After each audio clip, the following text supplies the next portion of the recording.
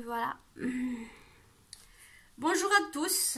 Donc aujourd'hui, je vais faire un petit peu comme à l'ancienne, c'est-à-dire mettre la musique et je vais chanter directement sans retouche ou sans remix ou autre chose. Tout simplement parce que j'ai la flemme en fait. Donc on y va, j'espère juste que je connais la parole. Ah, et en plus je filme avec mon téléphone. J'espère que je connais la parole. Regardez mon t-shirt. Eh mais cale ici bébé.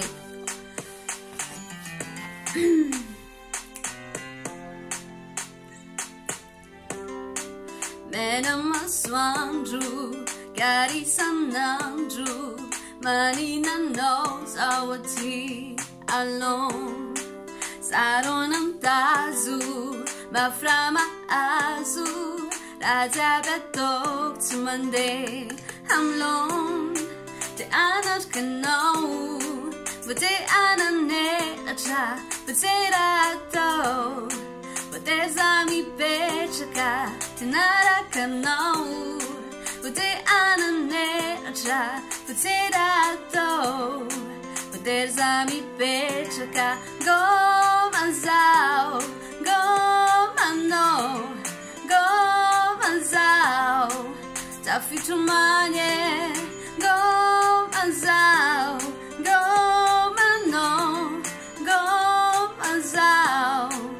Wamina wanye, hey, hey, hey, hey.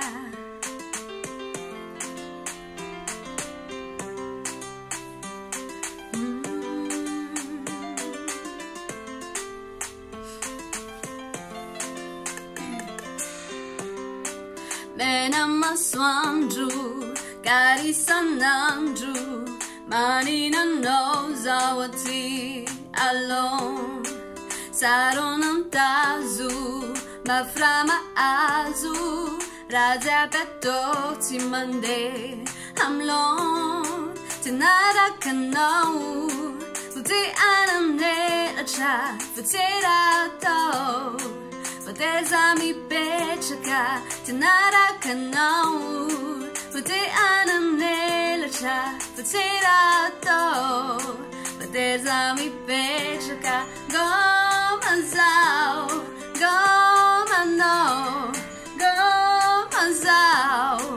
Tafitu manye, go manzao, go mano, go manzao. Te wamina wanye, hey, go mano, go mano. Erice mi sari zarine, peri evice zaveri marine, goma no, goma no. Goma zao, goma no, goma zao.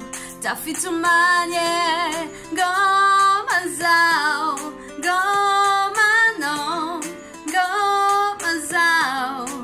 Te wamina wanye, goma zao, goma no, goma zao.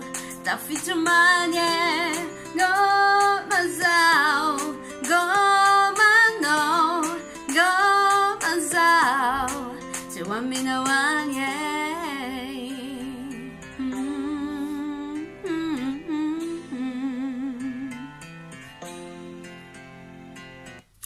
Voilà, merci à tous. Bye.